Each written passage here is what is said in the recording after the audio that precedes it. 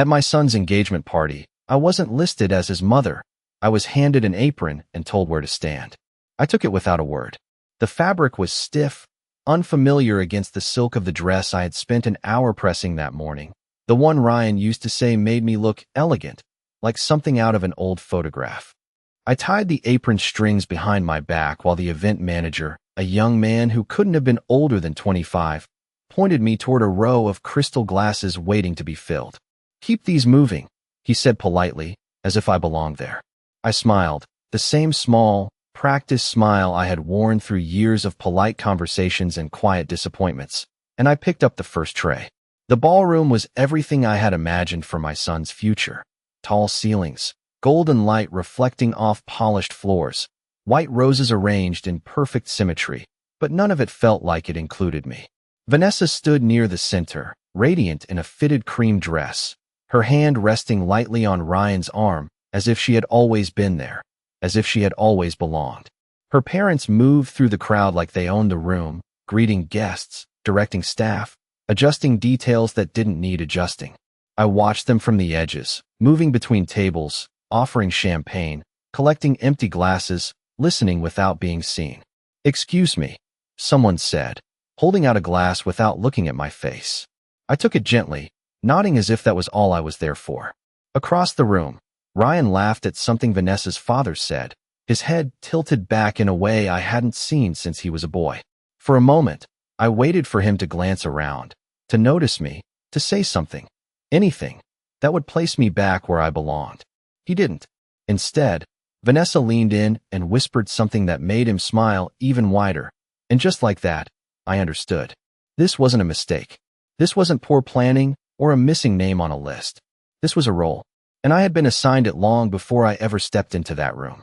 I moved through the room the way I used to move through my own kitchen on holidays, quietly, efficiently, making sure everyone else was comfortable before I allowed myself to sit down.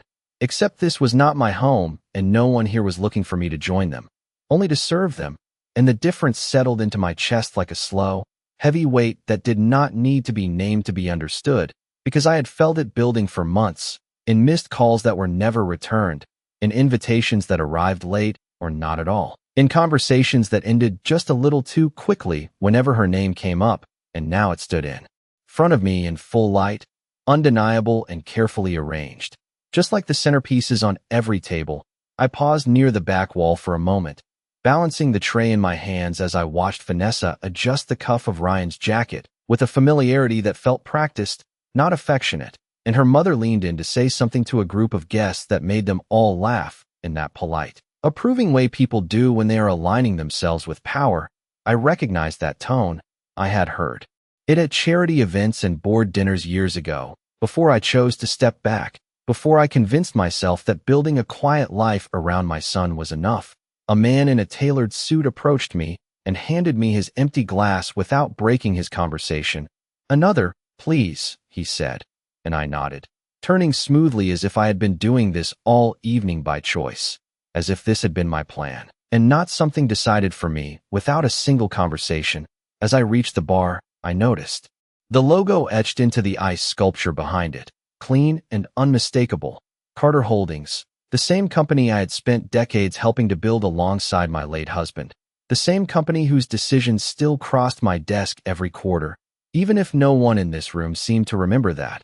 I set the empty glasses down carefully, my fingers steady, my expression unchanged, but something inside me shifted, not sharply, not dramatically, just a quiet realignment, like a door closing softly in another part of the house. I picked up a fresh tray of champagne and turned back toward the crowd, my steps measured, my posture straight. And for the first time that evening, I was no longer wondering why I had been placed here. I was beginning to understand exactly how long they had expected me to stay. As I stepped back into the current of the room, the conversation seemed louder, sharper, as if I had tuned into a frequency I had been ignoring before, and that was when I heard my name, not spoken with warmth or recognition, but as a passing reference, something to be managed rather than welcomed. Ryan said his mother prefers to keep things simple. Vanessa's mother was saying to a small circle of guests, her voice smooth and controlled. She is not really involved in the business side of things anymore, and a few of them nodded with polite understanding, the kind that fills in blanks without ever asking questions. I slowed my steps just enough to listen without appearing to listen, balancing the tray with the same steady hands I had used for decades in boardrooms where every word mattered, and I felt something cold settle into place. Not anger, not yet, but clarity, because that sentence was not an accident. It was a narrative, carefully placed, repeated often enough that it had become truth in this room. I moved past them without interruption, offering champagne to a couple standing near the windows, their reflection caught in the glass along with mine. And for a brief second, I saw the contrast clearly, their easy laughter, my quiet presence, and behind it all, the city lights stretching out beyond the ballroom like a reminder of everything that existed outside this carefully curated evening. "Thank you," the woman said, finally looking at me, her expression softening slightly as if she sensed something she could not quite place, and I inclined my head before turning away. Across the room, Ryan was being introduced to another group, his shoulders squared, his voice confident, repeating phrases I recognized, phrases I had heard him practice years ago at our dining table when he was just starting out, and yet now, each word felt slightly altered, shaped to fit a version of himself that did not include me. I stopped near one of the columns, adjusting the glasses on my tray, giving myself a moment to observe without moving, and that was when I noticed a man, standing near the edge of the room, older, composed, his gaze fixed not on the couple at the center but on me. He stepped forward slowly, his expression shifting from curiosity to recognition, and when he reached me, his voice was quiet but certain.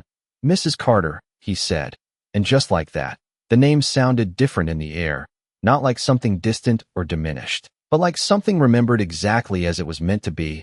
I met his eyes, and for the first time that evening, I did not feel invisible. He did not take the tray from my hands, and he did not lower his voice out of embarrassment, which told me everything I needed to know about who he was and what he remembered. "I thought I might find you here," he said, his eyes steady, respectful in a way no one else's had been that evening, and I studied his face for a moment before placing him, not from recent years, but from a time when conference rooms were familiar to me, when decisions were made across polished tables and not whispered. "Behind my back, Thomas Reed," I said quietly, and the recognition settled between us like something solid, something real. He gave a small nod, almost relieved. "It has been a long time, Mrs. Carter," and there was no hesitation when he used my name, no softening of it, no attempt to make it smaller.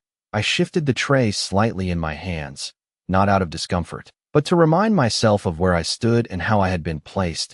"It has," I replied, my voice calm, even the way it had always been when I needed to think clearly. His gaze flicked briefly to the apron, then back to my face, and something unreadable passed through his expression, not pity, not surprise, but understanding, the kind that does not ask unnecessary questions. "Do they know you are here?" he asked, and the simplicity of that question almost made me smile, because it carried more weight than anything else said that evening. I glanced across the room where Ryan stood beside Vanessa, his hand resting at the small of her back as they greeted another wave of guests, perfectly composed, perfectly aligned with a world that had no space for me in it, at least not the version of me they had decided to present. "They know I was invited," I said, choosing my words carefully. "Whether they understand who I am is a different matter." Thomas let out a quiet breath, as if confirming something he had suspected from the moment he walked in. "The board meeting is next week," he said, almost as an aside, but not casually, never casually. "There are decisions that will need your voice." I held his gaze for a moment, letting that information settle where it needed to settle, not as a surprise, but as a reminder, a thread connecting the past to the present in a way no one in this room seemed prepared for. I gave a small nod, acknowledging without committing, because timing mattered, it always had, and as he stepped back, returning to the edge of the room where he had been standing before, I adjusted the tray once more and turned back toward the crowd. But this time, my steps felt different, not lighter, not faster, just certain, because now I understood something they did not. I had not been removed from the room. I had simply been underestimated. The next time someone handed me an empty glass, I did not reach for it right away. I let the moment sit just long enough to feel the shift inside me, subtle but unmistakable, as if something that had been quietly waiting had finally decided it was done waiting. I took the glass with the same steady hand, but this time I looked directly at the man who had offered it, and for a brief second, he hesitated. Not because he recognized me, but because I was no longer invisible in the way I had been. Before, I turned toward the bar again, but my attention was no longer on the tray or the rhythm of the room. It was on the details I had ignored earlier, the placement of the Carter Holdings logo behind the stage, the seating arrangement that placed Vanessa's family at the center and everyone else in widening circles around them, the carefully curated narrative that had been constructed for this evening, one where Ryan stood as the future, Vanessa as the perfect partner, and I as something quietly removed, something already written out of the story before it had even begun. I set the tray down briefly at the edge of the bar, my fingers resting against the polished surface as I watched Ryan step up onto the small platform near the center of the room, a microphone already waiting for him. The crowd began to gather, conversations softening into anticipation, and I recognized the moment immediately. This was the speech, the one where he would thank everyone, where he would outline the future, where he would stand in front of all of them and define what came next. Vanessa moved beside him with practiced ease, her hand slipping into his as if it had always belonged there, her smile bright, confident, already claiming the space as hers. I picked up the tray again, not because I needed to, but because it allowed me to move closer without drawing attention, weaving through the guests until I found a place near one of the columns, close enough to hear every word, far enough to remain unnoticed. Ryan cleared his throat, adjusting the microphone slightly, and when he began to speak, his voice carried across the room with a confidence that might have made me proud once. He spoke about growth, about vision, about building something lasting, and each word landed exactly where it was meant to, carefully chosen, carefully delivered. And then he said something that made the room go very still, something about stepping fully into leadership, about new directions, about leaving the past behind. And I felt it then, not as a sharp pain, but as a quiet confirmation of everything I had already begun to understand. I stood there, the tray balanced perfectly in my hands, listening as my son rewrote the story of his life without ever once looking in my direction. And for the first time that evening, I did not wonder if he would turn around. I knew he would not, and that knowledge did not break me, it steadied me. I did not move when the applause came, even though it rose around me in a warm, approving wave that seemed to seal his words into something final, something accepted without question. I simply stood there, the weight of the tray balanced evenly in my hands, my shoulders relaxed, my breathing steady, because there was nothing in that moment that required a reaction, not from me, not anymore. Ryan stepped back from the microphone with a satisfied smile, Vanessa squeezing his arm as if to congratulate him on a performance well delivered, and the room responded exactly as it was meant to, guests nodding, glasses lifting, conversations resuming with a new energy that carried his version of the future forward without hesitation. I watched as Vanessa's father moved toward the stage, placing a firm hand on Ryan's shoulder, guiding him slightly, positioning him in a way that felt less like support and more like ownership, and Ryan allowed it, just as he had allowed everything else that evening. Without resistance, without question, I shifted my grip on the tray and began to move again, but this time my path was deliberate, not dictated by empty glasses or passing requests. I walked toward the side of the room where the staff gathered briefly between rotations, setting the tray down with quiet precision. The soft clink of glass against glass barely audible beneath the hum of the room. One of the servers glanced at me, offering a polite smile, and I returned it, grateful in a way that surprised me, because there was no pretense there, no hidden narrative, just simple acknowledgement. I untied the apron slowly, the fabric loosening from around my waist, and folded it carefully before placing it on the counter, as if returning something that had been borrowed but never truly belonged to me. For a moment, I stood still, my hands resting lightly against the edge of the table, and I let the silence settle inside me, not empty, not hollow, but clear, like the moment before a decision is fully formed. Across the room, Ryan was laughing again, Vanessa leaning close, her voice low, her smile unchanged, and I realized then that nothing I had seen that night was accidental. Every glance avoided, Every introduction omitted, every role assigned. It had all been part of a single, quiet understanding that I was no longer necessary in the story they were telling. I straightened my posture, smoothing the front of my dress where the apron had creased it, and as I lifted my head, my gaze moved naturally toward the center of the room, toward the stage, toward the microphone that still stood, waiting. And for the first time that evening, I was no longer observing what had been done to me. I was considering what I would do next. I did not rush, because moments like this were never about speed. They were about presence, and I had learned long ago that the room does not belong to the loudest voice. It belongs to the one who understands when to speak. I took a step forward, then another, moving out from the edges where I had been placed and into the open space where conversations overlapped and attention drifted without settling. A few people glanced at me as I passed, not recognizing me. Not yet, but noticing something had changed, something subtle in the way I carried myself, as if I were no longer part of the background they had grown accustomed to ignoring. I reached the center aisle just as Vanessa's mother began gathering a small group for another toast, her voice rising slightly to draw focus, practiced and controlled.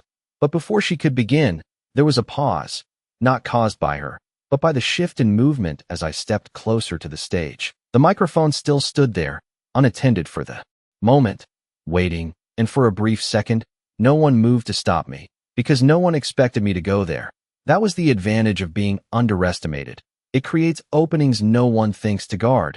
I placed my hand lightly on the edge of the platform and stepped up, the sound of my heel against the polished surface barely noticeable, yet enough to turn a few heads. Ryan saw me then, his expression changing not dramatically, but just enough. Confusion first, then something tighter, something uncertain. Vanessa followed his gaze, her smile faltering for the first time that evening, and the room began to quiet in small waves, conversations thinning as attention shifted without anyone quite understanding why. I did not reach for the microphone immediately. I let the silence settle, let the weight of presence do what it always does when it is allowed to exist without interruption, and then I lifted my hand, adjusting the microphone slightly to my height. The motion simple, familiar, and entirely intentional. I looked out across the room, meeting eyes that had not met mine before, and for the first time that evening, I was no longer part of the service. I was part of the story again, not as they had written me, but as I had always been. And as I stood there, calm, composed, and fully seen, I realized something that made everything else fall into place. They had given me a role without asking, but they had never taken away my voice. I let my gaze move slowly across the room before I spoke, not searching for approval, not asking for permission, simply acknowledging what was already there. The faces that had overlooked me, the voices that had spoken around me, the carefully arranged narrative that had unfolded without interruption until now. And when I finally began, my voice was calm, steady, carrying just enough to reach the far corners without needing to rise. I realized I was not scheduled to speak tonight, I said, and a few quiet shifts moved through the crowd, subtle, uncertain, but I have spent many years learning that some moments do not wait for invitations. A faint ripple of discomfort passed between Vanessa's parents, their expressions tightening just slightly as they exchanged a glance. Ryan took a small step forward as if to intervene, but he stopped, perhaps unsure of what I would say, perhaps realizing too late that stopping me would draw more attention than letting me continue. I rested my hand lightly against the podium, grounding myself in something solid, something familiar, and continued. I have had the privilege of watching my son grow into the man you see here tonight. I paused, not for effect, but because truth deserves space. And I have also had the privilege of building something that many of you in this room are connected to, whether you realize it or not. A few heads turned now, curiosity replacing assumption. The name had not been spoken yet, but it was already present. Lingering in the air, Carter Holdings was never just a company, I said, my eyes moving briefly toward the logo displayed behind me. It was a promise, built over decades, shaped by decisions that were not always easy, but always intentional. Thomas Reed stood still at the edge of the room, his expression unchanged, but his attention unwavering, and that alone was enough to confirm what I already knew. I returned my focus to the room, letting the silence gather once more before I took the next step, not rushed, not forced, just inevitable. And while tonight is about the future, I said softly, it is important to remember who built the foundation that future stands on. This time, the silence was different, heavier, more focused, because the story they thought they understood was beginning to shift, and I had not even finished speaking. The room held its breath in a way I had not felt in years, not out of respect, but out of uncertainty, the kind that settles in when something familiar begins to unravel and no one is quite sure where it will lead. I let that silence remain for a moment longer, not to create tension, but to allow the truth to arrive without interruption. For a long time, I continued, my voice steady and unhurried. I believed that stepping back meant stepping away. I glanced briefly toward Ryan, not accusing, not pleading, simply acknowledging.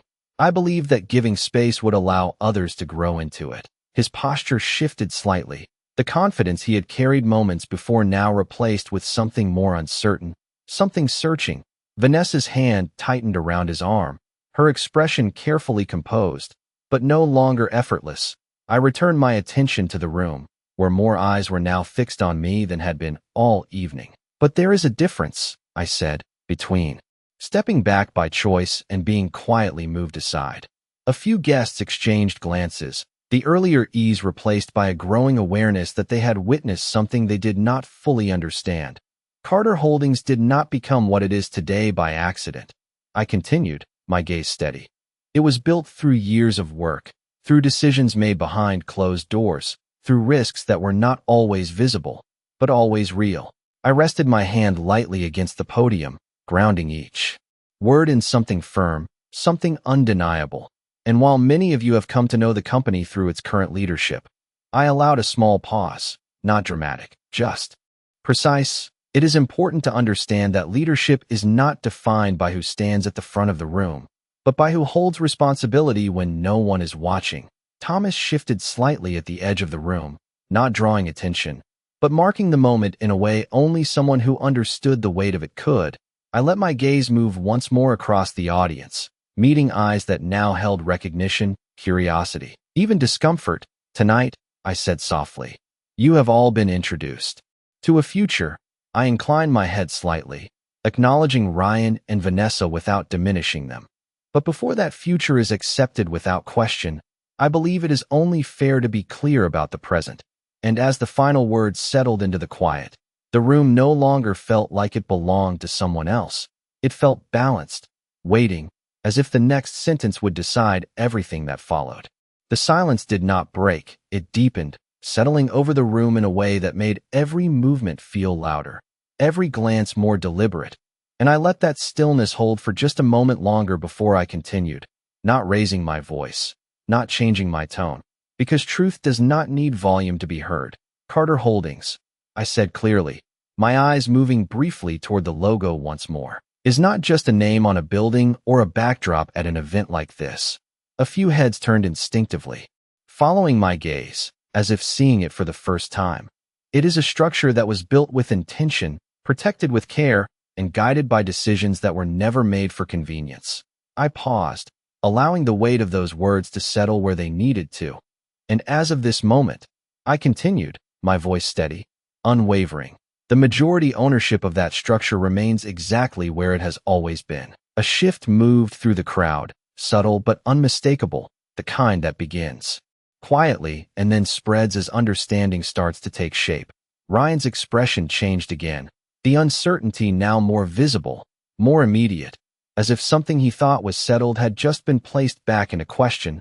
Vanessa's composure tightened, her smile no longer reaching her eyes, her posture still perfect, but no longer effortless. I rested my hand lightly against the podium, not gripping it, not needing to. Leadership, I said, is not something that is assumed by standing at the front of a room or speaking about the future. I glanced toward Ryan, not harshly, not with anger, but with clarity. It is something that is entrusted, and that trust is never transferred without understanding the foundation it stands on. The words did not land with force, they did not need to. They settled instead, precise and undeniable. Thomas remained still at the edge of the room, his presence quiet but solid, a confirmation without interruption. I let my gaze return to the audience, to the guests who now watched not with casual interest, but with focused attention. And while tonight is a celebration, I said softly, it is also a moment where clarity matters. I allowed a small pause, not for effect, but because the next words deserved space. No changes in leadership, ownership, or direction have been finalized, I said, and no such changes will be made without my direct involvement. This time, the shift in the room was no longer subtle. It was immediate, visible, the carefully constructed narrative beginning to loosen at its edges. And as I stood there, calm, composed, and entirely certain, I did not need to say anything more to know that everything had already changed. No one spoke at first, not because they did not want to, but because they no longer knew how. The easy rhythm of the evening had been broken, replaced by something sharper, more precise, and far less comfortable. I stepped back slightly from the microphone, not retreating, simply allowing the room to respond in its own way. And that was when the first whispers began, quiet at first, then building, not loud enough to disrupt, but enough to carry meaning, enough to shift perception. I watched as Vanessa's parents exchanged a look that no longer carried confidence, but calculation, their earlier control over the evening slipping in ways they could not immediately correct. Vanessa herself remained composed, but the stillness in her posture was no longer elegance, it was restraint, as if she were holding something in place that threatened to unravel if she let go even slightly. Ryan stood where I had left him, his expression no longer certain, his shoulders no longer squared in the same effortless way. And for a moment, he looked younger, not in age, but in understanding, as if the foundation he had been standing on had shifted beneath him and he was only just beginning to feel it.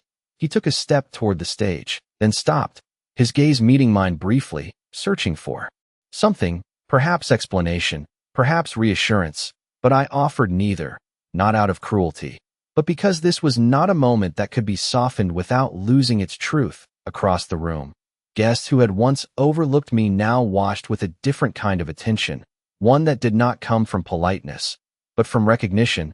Conversations changed direction, alliances quietly adjusted, and the narrative that had been so carefully constructed began to loosen in ways that could not be easily repaired. Thomas moved slightly closer, not stepping into the center, but positioning himself where he could be seen without interrupting, a silent confirmation of everything that had been said without needing to repeat it. I let my hands rest lightly at my sides, no longer holding a tray, no longer carrying anything that did not belong to me. And in that stillness, I understood something with absolute clarity. This was not about taking anything from them. It was about returning something to its proper place. The room did not need another explanation. It did not need more words. It only needed to recognize what had always been there. And as that recognition settled, slowly but undeniably, I saw it reflected back at me in the faces around the room. Not admiration, not sympathy, but respect, quiet, undeniable, and finally, impossible to ignore. I did not stay on the stage after the silence settled into something steady and undeniable. I simply stepped back from the microphone, leaving it exactly where it stood, because the moment no longer belonged to words. It belonged to what had already been understood. The room did not return to what it had been before. It could not. Something had shifted too clearly, too completely, and I felt it in the way people moved, in the way conversations no longer flowed as easily, in the way glances lingered just a little longer than they had earlier that evening. I stepped down from the platform with the same measured pace I had used to step onto it, my posture unchanged, my expression calm.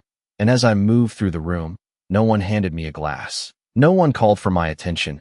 Instead, there was space, quiet and deliberate, as if the role I had been given had been removed without needing to be spoken aloud. Ryan met me halfway, his steps uncertain, his voice lower than I had ever heard it. "Mom," he said, and for a moment, that single word carried more weight than anything else that had been said all night. I looked at him, not with anger, not with disappointment, but with a clarity that left no room for misunderstanding. "You will need to decide," I said gently, "whether you are building something of your own or standing inside something you never took the time to understand." He did not answer, not because he did not want to, but because he did not yet have one, and that was enough. Vanessa remained where she was, her composure still intact, but her certainty gone, her world no longer as fixed as it had been when the evening began. I did not approach her. I did not need to. This was never about her alone. It was about the space I had allowed to be taken without question, and the moment I chose to take it back. I reached the edge of the room where I had first stood that evening, the place where I had been handed an apron and a role that was never mine, and I paused there briefly, not to reflect, not to linger, but to acknowledge the distance between who I had been when I walked in and who I was as I walked out.